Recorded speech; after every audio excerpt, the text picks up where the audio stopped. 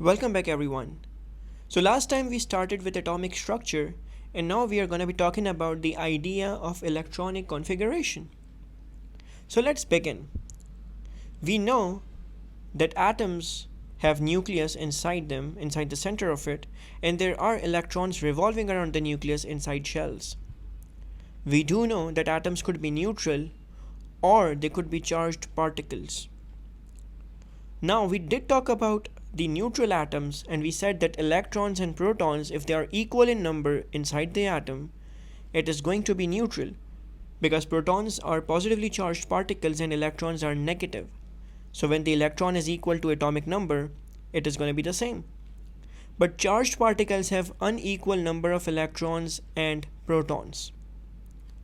Electrons, which are negatively charged particles, and protons, which are positive ones. If a particle is cation, it has positively charged particles, which means it has less electrons than the protons. Anions have negative charge on them, which means electrons are more than protons. Let's talk about the electronic configuration.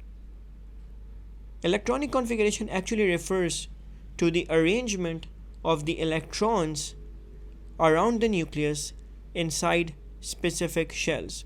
So arrangement of electrons around the nucleus within the shells. We did talk about this also last time, that we can also call them energy levels. Instead of shells, we can use this word as well. Now we have similar particles as last time, but there's a difference in the atomic numbers over here. Let's count the atomic number. First one has 10 protons. The second one has 5 protons, so its atomic number is 5. The third one has 1, 2, 3, 4, 5, 6, 7, 8, 9 protons, so the atomic number is 9. And the last one has 11 protons, so it has an atomic number of 11.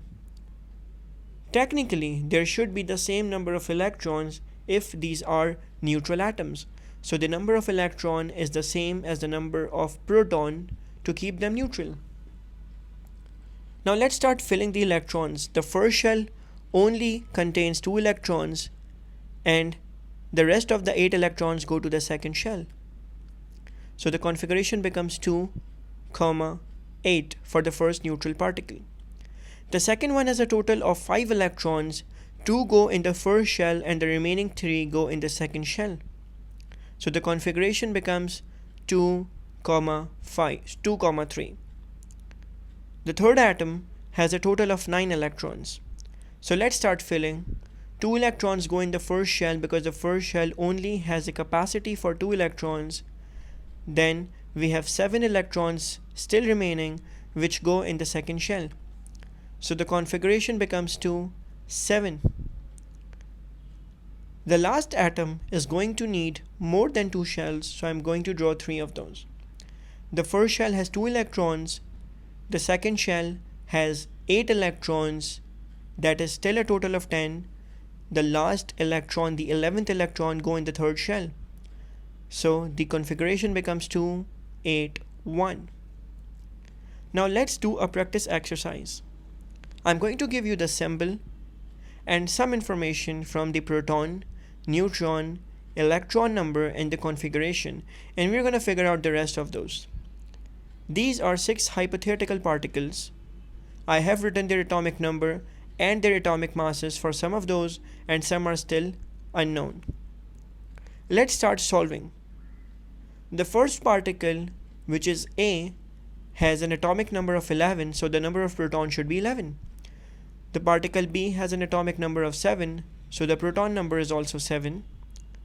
The particle D has an atomic number of 3, so it has 3 protons, and the particle F has an atomic number of 17, which means 17 protons. Now let's count the number of neutrons.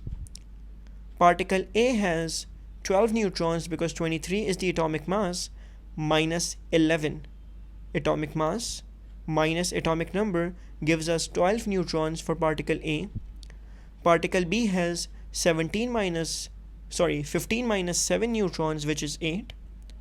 Particle D has 7 minus 3 neutrons, which means 4, while particle F has 37 minus 17 neutrons, which means 20 neutrons. Let's come back to the electron number. Particle A has 0 charge, which means electrons and protons are same. Since the protons were 11, it should have also 11 electrons. Particle B is not neutral. Particle B has a -2 charge on top of it, which means there are 2 extra electrons. So it has 7 protons, and 2 extra electron means total of 9 electrons. Particle D has a positive charge, which means fewer electrons, lesser electrons. It has atomic number of 3, and a positive 1 means it has 1 fewer electron, which means 2. Particle F is neutral, which means the proton and electron number are same. If proton were 17, then electrons should also be 17. Let's fill their electronic configuration. Particle A has a configuration of 11 electrons, which means 2, 8, 1. Particle B has 9 electrons, which means 2, 7.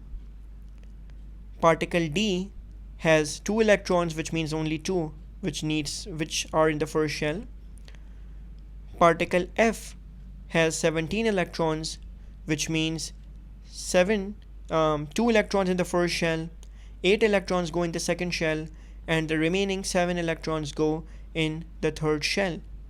Third shell also has a capacity of 8, but we are just filling the 7. Now coming back, let's go for particle C. It has a configuration of 2, 8, 5, which means 15 electrons. Now please notice one thing, if it has 15 electrons and it has a charge of +2, it means the electrons are still less compared to the protons. So the protons would be 2 more, and that is why it has 17 protons, because electrons are less than the protons and electrons are 15. So proton should be 17. And now we can count the number of neutrons as well, which is 30 minus 17 becomes 13. We have already counted the number of electrons, which is 2 plus 8 plus 5, so that is 15 electrons, we know that. Coming back to the particle E. How many electrons does it have? It has 2 plus 8 plus 2, which means 12 electrons. Now if it has 12 electrons, we write 12 inside the number of electron column. We do know that the number of proton and electron should be same because it has 0 charge. So the number of proton should also be 12 because 0 charge means it has the number of proton and electron to be same. Now how many neutrons are here? It is atomic mass minus atomic number. So 13 minus 12 is going to be 1. It has apparently only 1 neutron. Now that is not possible, but just hypothetically it has only 1 neutron. I hope these kind of exercises are clear for us, and we're going to practice more based on similar kind of questions. Stay tuned guys. Thanks.